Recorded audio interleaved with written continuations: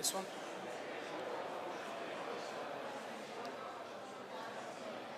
I can't hear you.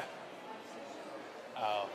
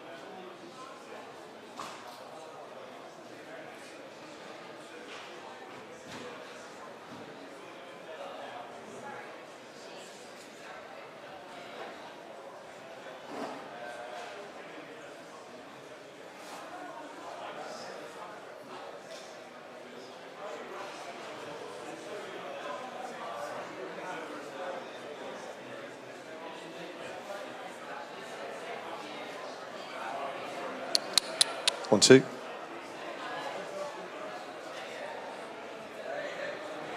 One, two.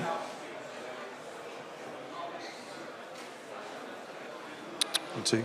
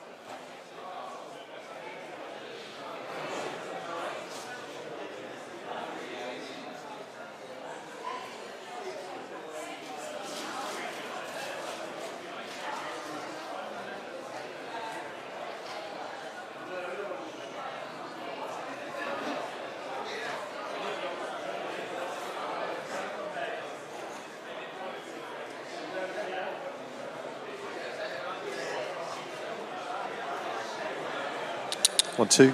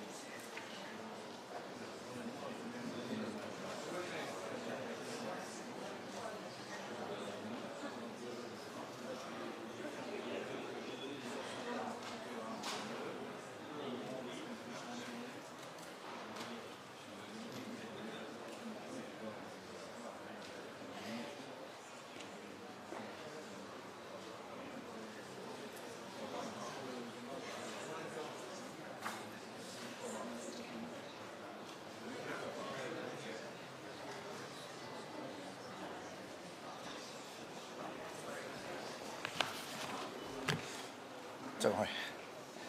Thank you very much. Thank you very much and good afternoon. It's a real pleasure to be here with President Macron, a firm friend to me personally and a firm ally to the United Kingdom. We first met in the Elysee, I think about 2 years ago, before I came into office when I was leader of the opposition. And it was clear to me then that we had a shared sense of the dangerous times that we're living through and of our responsibility to step up and to lead. We also share the fundamental belief that we serve our people better, create better jobs and opportunities, make our nation stronger, fairer and more secure if we work together. And the state visit has been a celebration of this relationship, our unique bonds of history and of culture. And today, our task is to look forward, to deliver a step change in this partnership, to meet the challenges of this moment and get the results that people want to see. Starting first with tackling illegal migration. Now, this is a global crisis. And it's a European crisis. But it is also very acutely a crisis for our two nations, a crisis of law, security, humanity and fairness. We face a sprawling, multi-billion-pound enterprise run by organised criminal gangs, leading hundreds of people to their death in the Channel. So we're determined, together, to end this vile trade. There is no silver bullet here, but with a united effort, new tactics, and a new level of intent, we can finally turn the tables. So I'm pleased to announce our agreement today on a groundbreaking returns pilot. For the very first time, migrants arriving via small boat will be detained and returned to France in short order. In exchange for every return, a different individual will be allowed to come here via a safe route, controlled and legal, subject to strict security checks, and only open to those who have not tried to enter the UK illegally. This will show others trying to make the same journey that it will be in vain, and the jobs they've been promised in the UK will no longer exist because of the nationwide crackdown we're delivering on illegal working, which is on a completely unprecedented scale. The President and I have agreed that this pilot will be implemented in coming weeks. Now, I know some people will still ask, why should we take anyone in? So let me address that directly. We accept genuine asylum seekers, because it is right that we offer a haven to those in most dire need. But there's also something else here, something more practical, which is that we simply cannot solve a challenge like stopping the boats by acting alone and telling our allies that we won't play ball. That is why today's agreement is so important, because we will solve this, like so many of our problems, by working together. Just look at the steps the French government is planning, subject to their ongoing maritime review, to allow their officers to intervene in shallow waters and prevent more boats from launching. That is a big step, and I want to thank the President for driving it through.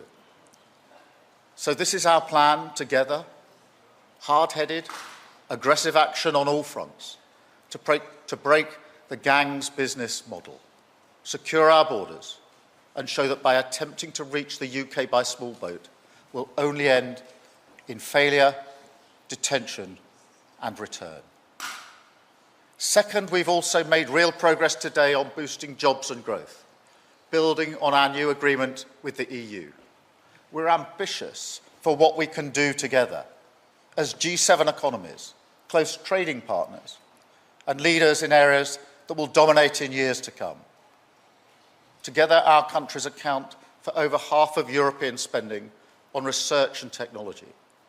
So we've gone further today, collaborating on satellite connectivity bringing together our leading supercomputers to seize the opportunities created by AI and bringing down barriers to trade and investment in strategic sectors. Just this week, we've welcomed EDF's major investment in Sizewell C, which will create thousands of jobs, boost our energy security, and protect bill payers for years to come. Third, we've strengthened our work to stand together for European security and in support of Ukraine.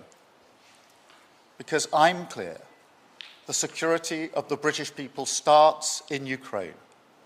We have just co-chaired a meeting of the Coalition of the Willing, including representatives from the United States for the first time.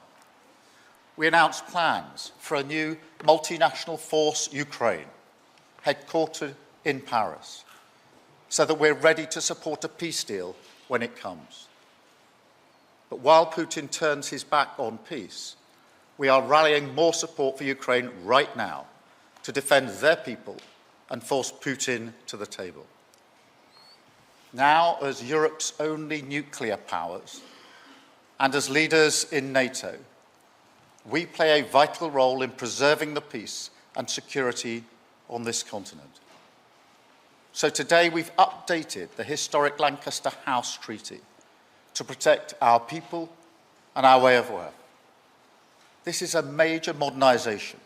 We are overhauling the combined Joint Expeditionary Force to make it 5 times larger, 50,000 troops strong, able to act across every domain. But we're going further.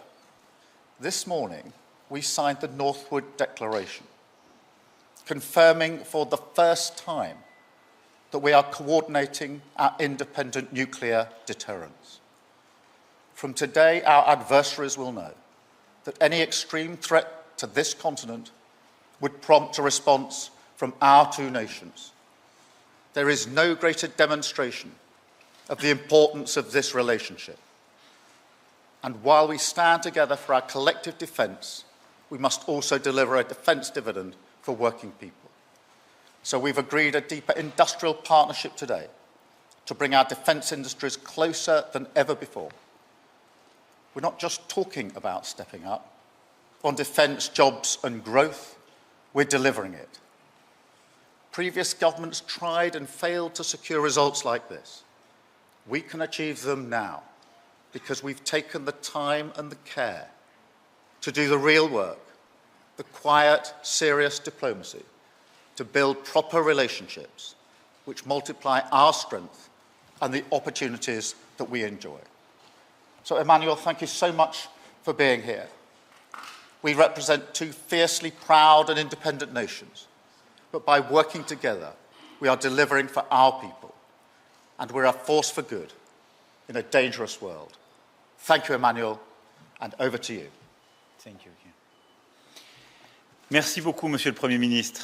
Much, Prime Minister Keir, ladies and gentlemen, ministers, generals, admirals, ambassadors, ladies and gentlemen, I should like first of all here thank His Majesty the King Charles for his invitation to undertake this state visit, the first by a French president for 17 years, and for the outstanding welcome extended to my wife and my delegation. I'd also like to thank Prime Minister Starmer for the very fruitful discussions during the 37th Franco-British Summit today in Downing Street and a few moments ago in Northwood. Prime Minister Keir, as you just recalled in detail, many of the breakthroughs in which we've reached agreement, indeed defining for the coming years and decades. I'd just like to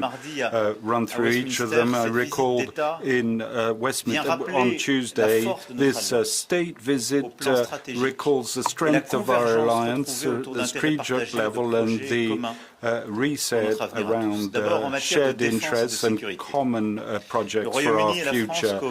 In terms of defense and security, France and the UK have in-depth cooperation with the two nuclear power states in Europe, two permanent members of the UN Security Council in Europe, the two armies that have the greatest capability and combat experience, and those that cover the high end of the spectrum, anti-submarine operations and sensitive enemy submarine hunting, as we saw earlier for the Joint Commander. Since the Lancaster House treaties in 2010, our cooperation focuses not just on equipment operations, but also on military nuclear programs. However, times have changed, and our partnership must change accordingly. Today, the question is not just a matter of having expeditions against terrorists in failed states, but to confront a major conflict in Europe involving sophisticated states over the next few years. And with that in mind, Europe must know that it can count on a strategic bullet with France and the UK. That's why we've taken the required measures outlined in the Northwood Declaration that you just referred to. On the nuclear front, we've taken three major decisions. The first concerns our doctrine. In 1995 at Chequers, we affirmed that we could see no situation in which the vital interests of one might be affected without affecting those of the others. Today, in a radically different context that we're facing, in the spirit of the European dimension that I mentioned, we're going even further. We recognize that we conceive of no situation of extreme threat in Europe that would not prompt a rapid response on our part, whatever the nature of that response. Second decision is that we're not ruling out the coordination of our respective deterrence postures, a message that our partners must hear, as well as our adversaries. Thirdly, is the decision to deepen further our cooperation in the deterrent spheres, be it for policy, capability or operations. And we've decided for that to set up a joint structure, the Nuclear Monitoring Group, tasked with leading this cooperation. Now, these fundamental decisions that we've taken today in the agreement signed, our two countries remain independent and sovereign, but we're giving ourselves the means, when necessary, to work together in keeping with the markedly more threatening environment that we now face. Operationally, we've decided to radically upscale the CJTF that we set up in 2010 is the basis of our defining contribution, moving this force from a brigade to an army corps level, including up to 50,000 men that can be deployed in a major capability, which would be a 5 times increase of France and the UK, capable of including other European partners to be made available to the alliance. Our partnership confers credibility, robustness to the NATO European pillar in operational terms, and also Au plan capacitaire, nous avons décidé d'accélérer les coopérations existantes sur les futurs missiles de croisière et anti-navires, mais aussi de lancer les travaux pour réaliser ensemble les missiles air-air de future génération, les nouveaux missiles de défense surface-air et également, en coopération avec l'Allemagne, les missiles de très longue portée pour la frappe dans la profondeur. Enfin, nous avons acté une coopération de défense accrue dans les domaines de l'intelligence artificielle, de l'espace, du cyber, mais aussi des manipulations de l'information à une époque où nos deux pays font l'objet de nombreuses menaces hybrides. Vous le voyez, c'est une panoplie complète que nous avons décidée pour faire face à celle de nos défis les plus massifs ou plus insidieux. Le Royaume-Uni a une position singulière en Europe, mais nos menaces n'ont pas de frontières institutionnelles et notre solidarité non plus. Nous pouvons bâtir ensemble sur nos forces évidentes avec le Royaume-Uni, notamment avec l'initiative européenne d'intervention. Dans l'immédiat, ce qui nous unit aussi est la détermination à soutenir l'Ukraine. Et avec M. le Premier ministre, nous avons réuni la coalition des volontaires. Le président Zelensky se trouve à Rome, présent pour la conférence pour la reconstruction de la présidente du Conseil Mélanie. C'est avant tout un message d'unité que nous avons démontré une fois encore. Je rappelle en février dernier, lorsque nous avons tenu cette première réunion à Paris, quelques semaines après, dans votre pays, Monsieur le Premier ministre, nous avions une crainte, c'était d'être laissés seuls et au fond d'avoir une divergence transatlantique. Et nous voulions réaffirmer un message de soutien fort aux Ukrainiens. Aujourd'hui, cette unité nous a permis, vous l'avez dit, de rassembler les sénateurs américains qui s'apprêtent à lancer des sanctions supplémentaires et l'envoyé spécial du président Trump, le général Keir. Unité donc, mais aussi détermination à agir ensemble, d'abord pour continuer le soutien à l'Ukraine, à très court terme, sur des capacités indispensables, drones, missiles, capacités, mais aussi antidrones, financement. Pour obtenir le cessez-le-feu, c'est le sens même des sanctions additionnelles que vous avez prises, du 18e paquet de sanctions européens que nous allons finaliser et des sanctions que les Américains s'apprêtent à prendre, qui ont cette fonction dissuasive, taux de conviction à l'égard de la Russie. Et puis surtout, nous avons pu annoncer la finalisation de la planification militaire que nous avions décidée il y a plusieurs semaines. Je veux ici remercier l'amiral Radakin et le général Burkhardt pour le travail qu'ils ont pu faire et leur coordination de tous les homologues. 30 pays sont mobilisés et autour de ce partenariat et cette codirection franco-britannique, la planification permet de prévoir ce qui, le jour où un cessez-le-feu sera signé, permettra de tenir ce cessez-le-feu dans la durée et de le crédibiliser. En air, sur mer, par une régénération des forces ukrainiennes et en cas de besoin par aussi des forces de réassurance que nous avons prévues.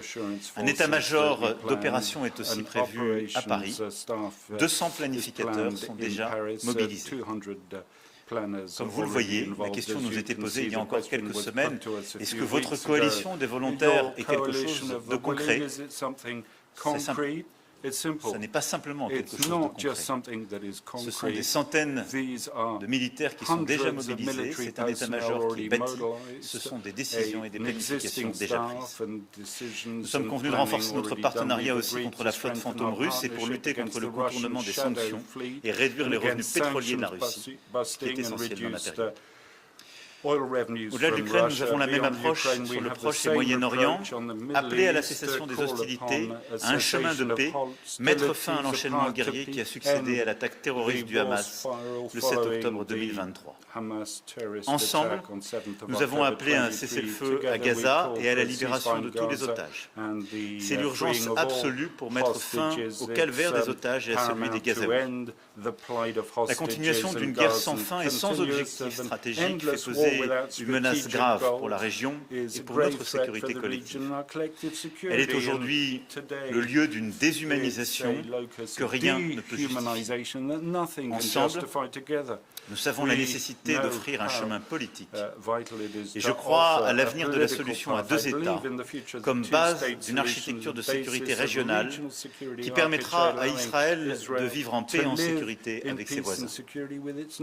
Je crois à la nécessité d'unir nos voix à Paris, à Londres et partout ailleurs, pour reconnaître un État de Palestine et initier cette dynamique politique qui est la seule conforme à une perspective de paix.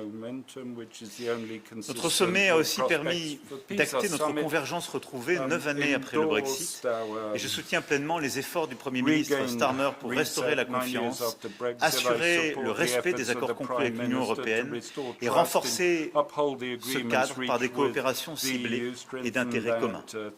À cet égard, je me réjouis que nous ayons pu, le 19 mai dernier, définir une feuille de route pragmatique entre l'Union européenne et le Royaume-Uni sur l'énergie, le climat, la défense, les normes sanitaires et phytosanitaires et la mobilité des jeunes. Aujourd'hui, nous déclinons cette reconvergence, ce reset, au niveau bilatéral. D'abord, dans le domaine économique, nos échanges commerciaux excèdent leur niveau d'avant-Brexit. Nous sommes le troisième et le quatrième investisseur l'un chez l'autre. Et les 3500 entreprises françaises présentes au Royaume-Uni demeurent le deuxième employeur étranger. Plusieurs accords de coopération ont été signés entre nos universités, nos centres de recherche, en intelligence artificielle, sur le quantique, et nous renforçons et ancrons aujourd'hui notre partenariat dans deux autres secteurs clés. Le nucléaire civil d'abord. EDF réalisera les 2 réacteurs nucléaire EPR de Sizewell C et y investira à hauteur de 12,5% du capital de la société projet. C'est bon pour la décarbonation de l'économie britannique, c'est bon pour sa sécurité énergétique, pour l'emploi et pour les compétences. Et c'est bon pour EDF, qui développe ainsi la technologie EPR, comme pour le site de Sizewell, qui bénéficiera des efforts de série et des effets d'échelle qui sont issus des réacteurs d'Hinkley Point. Le deuxième domaine économique est celui du spatial. Le gouvernement britannique participera à l'augmentation de capital de Telsat, venant s'ajouter à l'augmentation que nous avons annoncée le 19 juin, ce qui porte le montant total à 1,5 milliard d'euros et permet à nos partenaires britanniques de conserver au même niveau leur part dans le capital de l'entreprise. Nous soutenons ainsi le plan stratégique de croissance de Telsat, le développement de sa constellation Léo et renforçons notre partenariat européen en matière de connectivité spatiale. Dans ces deux domaines, le nucléaire civil et le spatial qui sont deux domaines d'avenir, ce sommet permet des avancées massives. Et puis dans le domaine culturel, et c'est avec 300 000 Français installés au Royaume-Uni et les 150 000 Britanniques en France un enjeu important de notre relation. Nous avons eu le plaisir ensemble d'annoncer hier le prêt et l'exposition au British Museum de septembre 2026 à juillet 2027 de la tapisserie de Bayeux, qui est sans doute l'œuvre la plus symbolique de notre histoire partagée, et dans le sens inverse du trésor de Sutton et d'autres œuvres insignes du patrimoine britannique qui seront exposées à Caen et à Rouen. Tout sera mis en œuvre pour assurer la protection de ces trésors nationaux, j'espère même face aux tentatives de déstabilisation de Larry et le Shah, et le processus sera étroitement suivi par des experts pour veiller à la conservation des œuvres. Nous avons enfin convenu de renforcer nos efforts ensemble pour lutter contre les trafiquants de migrants en Manche et maîtriser l'immigration clandestine. Vous l'avez longuement évoqué, Monsieur le Premier ministre, c'est un enjeu essentiel pour nos deux pays. Dans le cadre des accords de Sanders, nous avons mis en place une coopération exemplaire, avec des résultats conséquents, notamment la quasi-extinction des tentatives ferroviaires ou en transport routier via le tunnel. Et rappelons-nous, il y a quelques années, c'était l'objet de commentaires quotidiens. Nous avons réussi à justement réduire complètement ces voies. Nous avons réussi à prévenir beaucoup mieux qu'avant les départs de small boats, mais les moyens humains et techniques que nous engageons, en effet, n'ont jamais été aussi importants. Néanmoins, nous constatons depuis janvier dernier une hausse des traversées illégales avec des modalités nouvelles, celles qu'on appelle les taxi boats. Les passeurs prenant toujours plus de risques pour faire ces traversées et faisant courir davantage de risques à ces personnes qui fuient la misère dans leur pays. C'est en effet l'adaptation permanente face au renforcement de nos contrôles. Nous mobilisons en effet aujourd'hui plus de 1200 forces de sécurité et d'intervention. C'est un problème des deux côtés de la Manche, outre la tension que cette situation génère dans nos territoires du Nord comme sur vos côtes. C'est pourquoi nous allons renforcer notre action partagée sur plusieurs fronts. D'abord, il faut comprendre que depuis le Brexit, je le dis aussi avec honnêteté, parce que je sais que ce n'est pas votre cas, Monsieur le Premier ministre, mais beaucoup de gens dans votre pays ont expliqué que le Brexit permettrait de lutter plus efficacement contre l'immigration clandestine.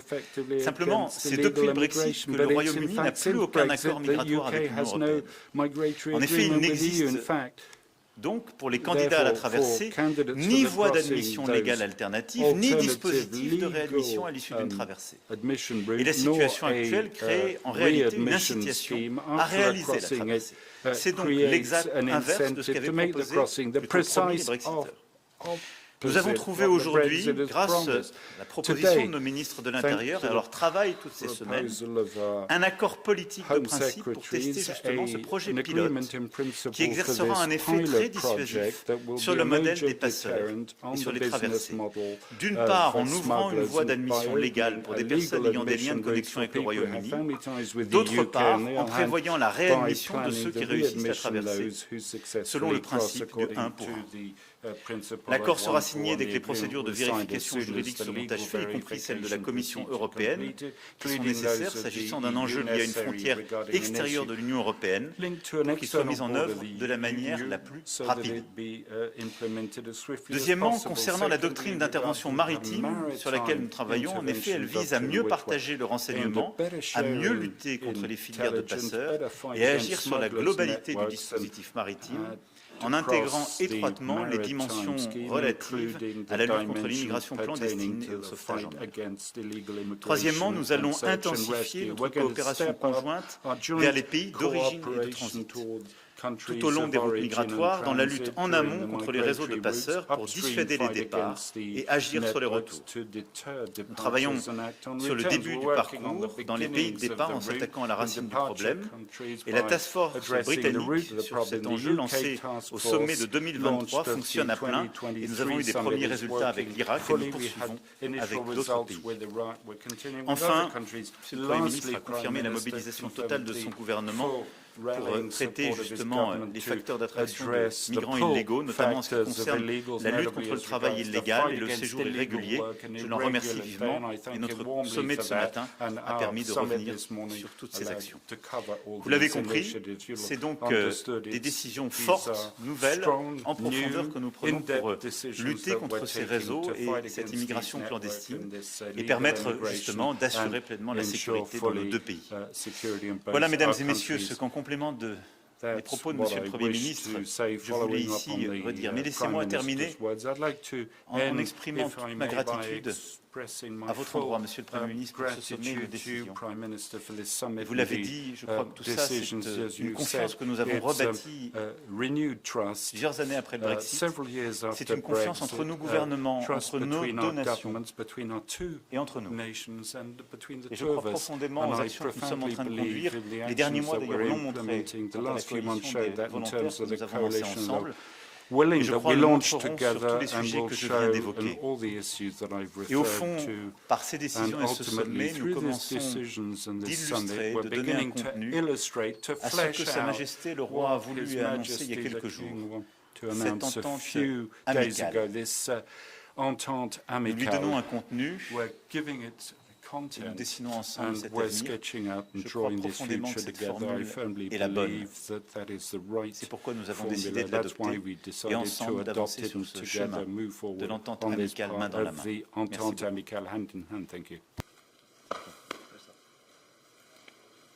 Thank you very much, Emmanuel.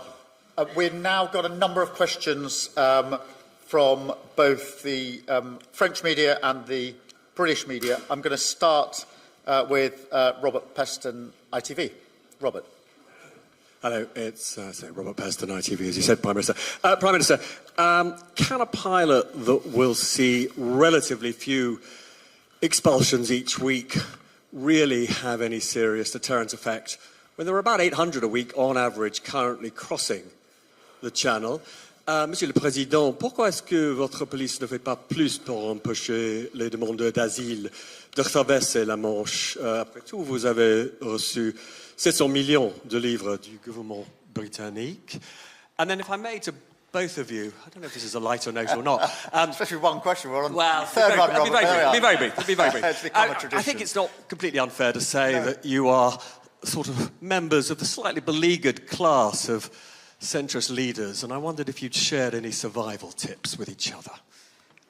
Robert, thank you very much for your question. Firstly, on the returns pilot, the first thing to appreciate is this is groundbreaking because this is a scheme intended to break the model and to make it clear that if you cross in a small boat, then you'll end up where you started. And the purpose of that is a pilot to break the model, and therefore, obviously, the numbers if successful, will ramp up, but it's a pilot to break the model. That is the whole point of it. It is groundbreaking, and it's no wonder that for years, British governments, previous governments, have been trying to secure a deal like this, a returns agreement like this, because all governments have realised just how important it is. And we've now been able to agree it, and we've agreed it because we have cooperated, collaborated through serious diplomacy to get an outcome which is best for both of our countries. And so I'm very pleased that we've been able to agree this here today. Manuel. Merci beaucoup pour votre question. La première chose, je l'ai dit, nous travaillons efficacement et nous avons des accords qui sont déjà solides. Je ne voudrais pas que s'installe l'idée que nous ne faisons pas notre travail et que nous gaspillons de l'argent britannique. Je veux d'ailleurs vous rappeler que lorsque vous mettez un pound, nous mettons 3 euros. Et donc, nous mettons beaucoup d'argent pour défendre la frontière qui est une frontière extérieure de l'Union européenne. La deuxième chose, nous avons éteint des voies de passage.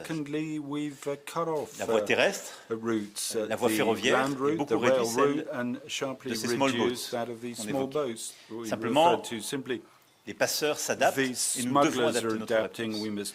Ensuite, je le rappelais, nous devons surtout adapter la réponse au Brexit.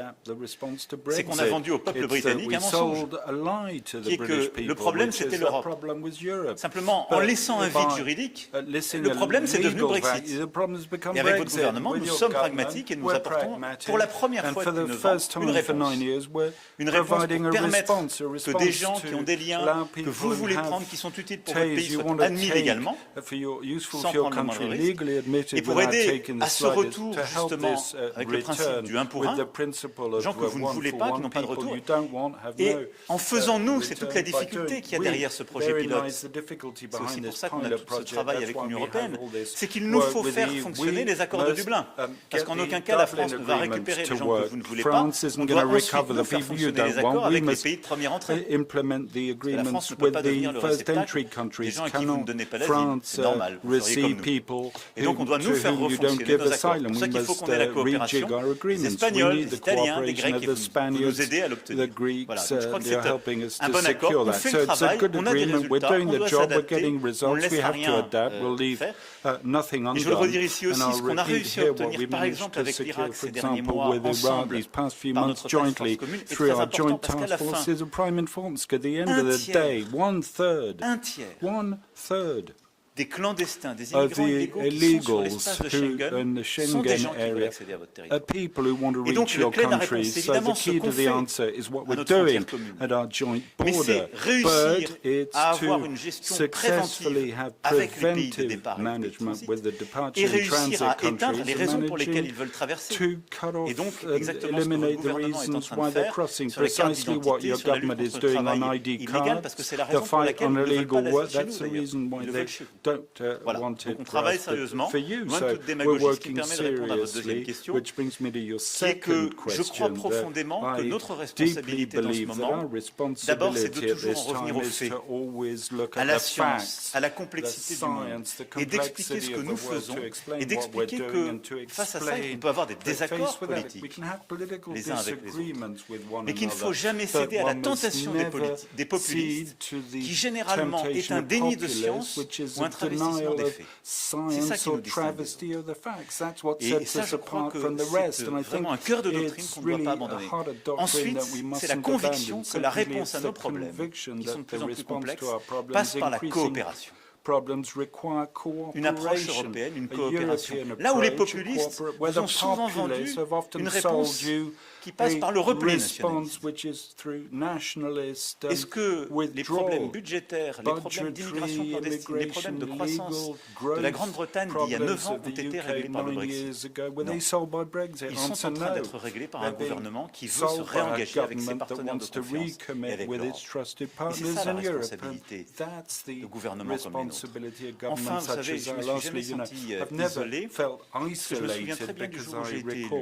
C'était quelques mois après le Brexit. a few months after Brexit, a few months after the first election of Trump's election, we said it's over for all the progressives who have a complex vision of the world, or who want to put the European flag on the podium. The 2017 result demonstrated the opposite, and like many European leaders, to continue government by giving the truth to their peoples, the complexity of the world, by offering solutions that are forward-looking, by giving hope. Our societies will become totally inward-looking, which is not the solution to our problems or what will allow our youth to look forward with confidence. On the contrary, I'm very optimistic.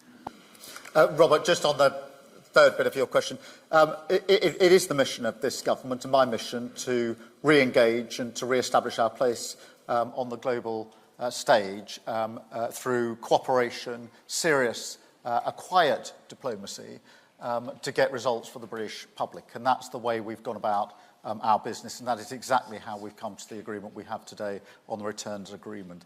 But can I just add to something Emmanuel said, because I think this is really important, because irregular migration is a serious problem across the world, across Europe. It is a common problem for all European countries. It is now on the agenda of practically all European meetings in a way it simply wouldn't have been years ago, but it requires a serious, pragmatic response, not the politics, the performative politics of the easy answers. And it is very important that we are able to show collectively, the two of us as leaders of two great nations confronting this threat, that social democracy can prevail and provide the answers to these serious problems, because otherwise the easy answers get an airing. And it is of some significance, I think, that whilst we have been working hard to get the returns agreement, others have been simply taking pictures of the problem. And that is where the politics is. It's this, we have to show that pragmatic politics is the way to deliver the results which matter for both of our peoples. It is important to the UK and to France, but it is really important in this age that we show that social democracy has the answers to the threats that we face across Europe and across the world. Thank you, Robert. I'll go to Stefan, please, from The Times. Thank you, Prime Minister. Stefan Bocher from The Times. Firstly, are you able to give a guarantee that this deal will not be caught up in the courts and will not become another Rwanda that never happens? And secondly, how will the 50 or the roughly 50 people a week who are sent back, how will they actually be chosen from the UK? I mean, there's 800. How are you going to choose just the 50? And Mr. President, how committed are you to making sure that this pilot scheme actually becomes a full-blown scheme and that the numbers dramatically increase? And just lastly, if I may, you said during your opening address that since January the numbers have dramatically risen, and they have. Whose fault is that, yours or the man standing next to you? Stefan, firstly, in response to just the last bit of your question, we both have a responsibility together to solve this. And one of the problems, to my mind, in the past has been the finger-pointing, the blame game, the megaphone politics, which has achieved precisely nothing on this and many other issues, which is why we've never engaged in it. It is why the EU-UK reset was a success, because I said at the outset we're not going to engage in the politics of finger-pointing, blaming, and going to the nearest microphone to disparage our partners. And it's exactly the same approach that I take with Emmanuel on this issue. It is both of our responsibilities. I'm not going to descend into this issue of the politics of the past, which really didn't work and didn't deliver for the United Kingdom and didn't deliver for France or the EU. On the question of the pilot itself, it will be operationalised in coming weeks, so that is a good thing. It is, of course, a pilot. It is there to prove the concept that if you come over by small boats, then you will be returned to France. Of course, being a pilot, it is very important that it works, and we need to make sure that it does work. And if it works, what it does is break the model, and that's the only way in the end to stop this vile trade. And so that's why this is a real breakthrough moment today. As I say, many governments have tried to get this far and have failed to do so. In terms of those that will be returned, I'm not going to go into the details of that, because that has the potential to undermine how this will operate. but it is important that we see this for what it is, which is a real breakthrough in the way that we tackle the vile trade of people smuggling. Manuel. No, I totally agree. No finger pointing, and we work closely together.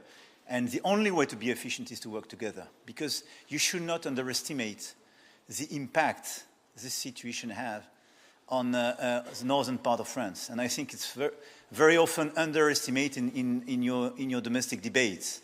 But it's not a gift for Calais, Dunkirk, and a lot of cities in France to have all these illegal migrants. And even when you go to these migrants and offer them asylum in France and some solutions, they just refuse. They want to cross the channel. So we have no other options than working closely together. And this is not an easy situation for French people and all these cities. And I want to thank all the mayors and population of north of France for their contribution to this common work. Second, what is very important to understand is this is a collaborative, cooperative, and comprehensive plan, working from the origin country, the increasing and the adaptation of our bilateral action, and the fight against precisely this illegal situation on your soil. And this is the efficiency on this new plan, and I'm totally committed to make it work, because this is clearly our willingness and our common interests. And this pilot project, I wanted to insist on one point. This is a deterrence effect. And beyond the figures you mentioned, the point and what we want to do is precisely to have this deterrence effect vis-à-vis all these smugglers and all the traffickers, in order to send a message that we are efficient and they have no more interest to try to play with the rules. Thank you so much. I'll go now to Christelle, if I may, from France Television. Président, la première question s'adresse à vous. Vous envisagez donc une réponse rapide si les deux pays, en cas de menace extrême à la sécurité de l'Europe. Alors, qu'entendez-vous par menace extrême? Et est-ce que l'Ukraine ferait partie du périmètre d'intervention si une force de réassurance est mise en place? Question maintenant, Monsieur le Premier ministre. Quelle forme pourrait prendre la coordination entre les deux pays? Avec quel type d'opération? Et puis, comment pourriez-vous arbitrer entre votre engagement vis-à-vis des États-Unis et votre engagement vis-à-vis de la France? Je vais d'abord faire le distinguo. Merci pour votre question. Quand on parle de force de réassurance à l'égard de l'Ukraine, ça n'a rien à voir avec la doctrine que nous venons d'évoquer. Il n'y a pas d'ambiguïté. Nous avons avec l'Ukraine un plan qui est d'abord l'aide d'armes, de capacités, de soutien, de formation à court terme. Ensuite, le jour du cessez-le-feu, nous avons mis en place un plan, et c'est tout le travail qui a été fait par nos deux chefs d'état-major, qui est précisément d'organiser la coalition, les 30 pays partenaires, et de voir dans les airs, sur mer, pour régénérer l'armée ukrainienne, comment justement pouvoir tenir ce cessez-le-feu. Et au-delà de ça, nous avons un schéma de force de réassurance qui est de pouvoir envoyer un signalement stratégique. Ça, c'est une chose. Totalement à côté de ça, ça n'a rien à voir. Nous avons décidé de coordonner notre doctrine nucléaire de manière totalement inédite. À ma connaissance, il n'y a pas deux pays au monde qui ont une telle intimité sur leur doctrine nucléaire désormais.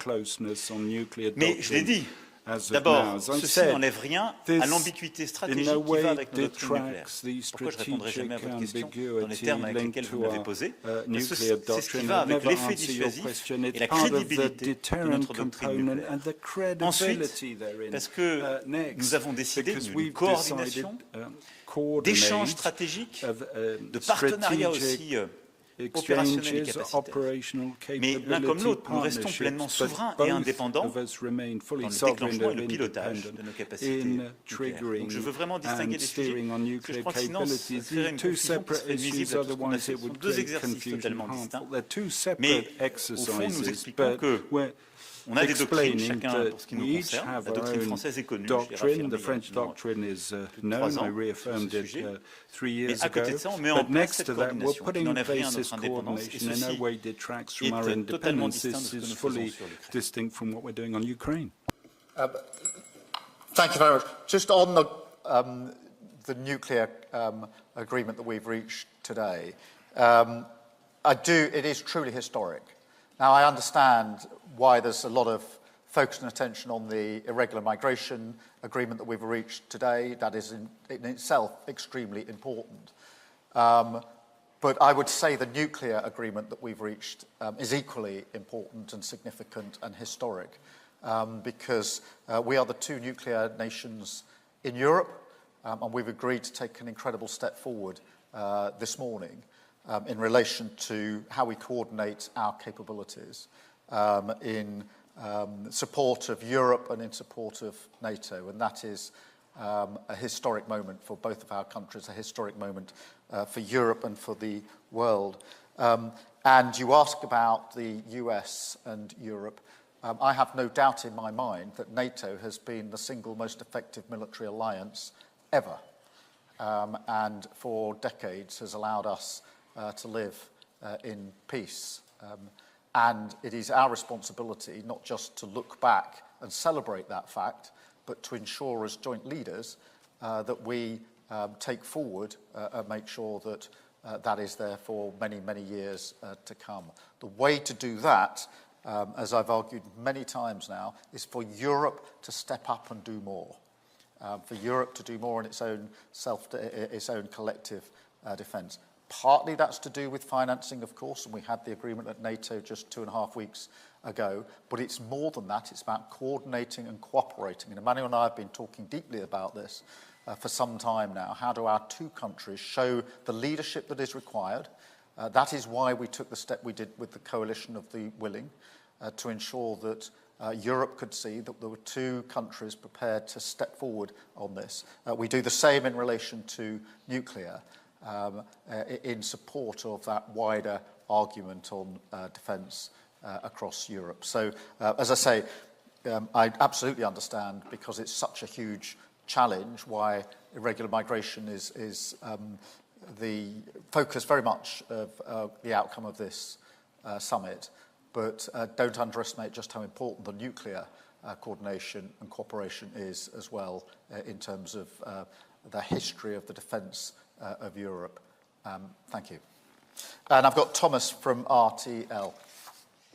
Bonjour Monsieur le Premier ministre, bonjour Monsieur le Président. Il y a quelques semaines, vous avez dit aux Français que face à cette nouvelle menace, à cette nouvelle donne, il fallait faire des efforts. Demain, le chef d'état-major des armées, à votre demande, présentera l'état de la menace. À quoi faut-il s'attendre? Quel type d'efforts devront faire les Européens et les Français en particulier? Est-ce qu'il faut s'attendre à ce que certains soient mobilisés dans une forme de réserve, par exemple? Monsieur le Premier ministre, le président Macron tout à l'heure a appelé à une reconnaissance commune de la Palestine. Quel est votre regard sur cette reconnaissance? Où en êtes-vous dans votre réflexion et quand, tous les deux, allez-vous prendre cette décision? Merci beaucoup. Vous avez raison de rappeler en effet que face à la situation, j'avais il y a quelques mois les Français ce sursaut, cette prise de conscience à la nature du risque. Ceci n'a pas changé. À la fois parce que nous devons continuer d'aider l'Ukraine, qui est aux avant-postes, parce que la menace russe est là, et parce que la détermination russe est là aussi. Et vous avez, sur le sol européen, géographiquement c'est le cas, à la frontière de l'Union européenne, à quelques milliers de kilomètres à peine de Paris, une puissance dotée du nucléaire, qui aujourd'hui alloue 40% de son budget à un effort militaire, et qui à marche forcée construit des capacités dans tous les domaines, et dont rien n'indique qu'elle n'a décidé de s'arrêter à ce qu'elle s'est d'ailleurs fixée pour elle-même et de manière momentanée comme le déclenchement de la guerre. Mais la Russie n'a jamais tenu ses engagements depuis le début. Donc oui, nous devons faire face à ce risque, qui n'est d'ailleurs pas le seul, parce qu'à côté de ça, la menace terroriste demeure, parce que nous avons d'autres formes de conflictualité qui existent, parce que la menace maritime, cyber, spatiale est là, avec d'autres grandes puissances. Le chef d'état-major des armées demain expliquera la nature du risque aussi, tous les efforts qui ont été faits à travers les 2 lois de programmation militaire, qui est un effort inédit de la nation française. Parce que nous n'avons pas attendu, heureusement, nous avons commencé dès 2017 par une revue stratégique, puis par une première loi de programmation militaire qui a réparé, une deuxième loi de programmation militaire qui nous permet d'aller plus loin. Mais très clairement, nous devons aujourd'hui réviser notre programmation et notre stratégie. La réviser à la lumière du changement de la nature du risque. Et c'est pourquoi le général Burkhardt, donc demain, fera ses explications, et je m'exprimerai à Brienne, comme il est coutume, chez le ministre des Armées dimanche soir, la veille de notre fête nationale, pour annoncer quelques décisions stratégiques d'investissement pour l'avenir. Sur la question qui est ensuite posée de mobilisation de nos compatriotes, nous avons fait le choix, il y a maintenant près de 3 décennies, d'une armée de métier complète et de la fin de la conscription. Nous avons aussi fait le choix de la compléter par une réserve. Et dans notre loi de programmation militaire en cours, cette réserve atteint des niveaux inédits qui rappellera d'ailleurs demain le général. C'est quelque chose qui vient épauler notre armée et qui permet de mobiliser des capacités et des compétences dans la société civile et de revisiter ce pacte armée-nation qui est si important. Nous devons et nous allons accélérer sur ce point. Une autre question est celle du service national. Sur ce point, en début d'année, j'ai demandé un travail au ministre, au Sénat. Il est en train d'être finalisé. Il fera l'objet d'études complémentaires durant l'été. Et à la fin de l'été, début de l'automne, conformément au calendrier que j'ai donné en début d'année, je reviendrai vers vous pour pouvoir expliquer les décisions qui sont les nôtres et qui, évidemment, s'inscriront dans la programmation budgétaire.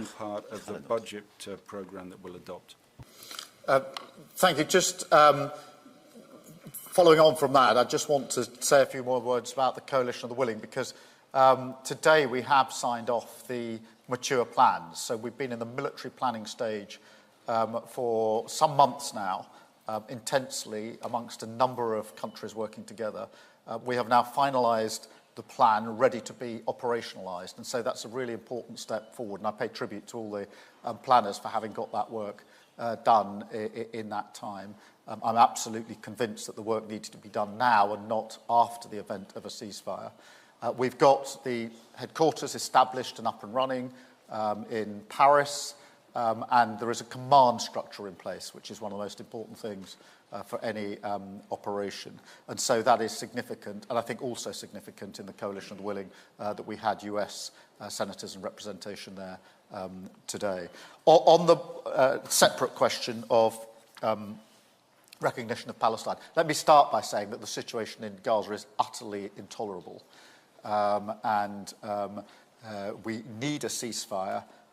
We need aid to go in at volume, at pace, in a way that simply isn't happening on the ground at the moment. And of course, we need the hostages to be released. They've been held for a very, very long time. And so we must get to that. It has been the long-standing policy of the Labour Party and of this government to recognise Palestine as part of the process. And that remains our position, not least because I do not think it's possible to have a lasting peace in the Middle East if we don't have a two-state solution. But the focus now has to be unrelentingly on getting the ceasefire that will allow the space for the politics to take over from the fighting and allow the space for the aid to get in. And for the hostages to get out. And Emmanuel and I, as you can imagine, talk about this and many other issues to align our thinking and walk forward. Thank you very much indeed. Thank you very much indeed. Thank you. Merci beaucoup.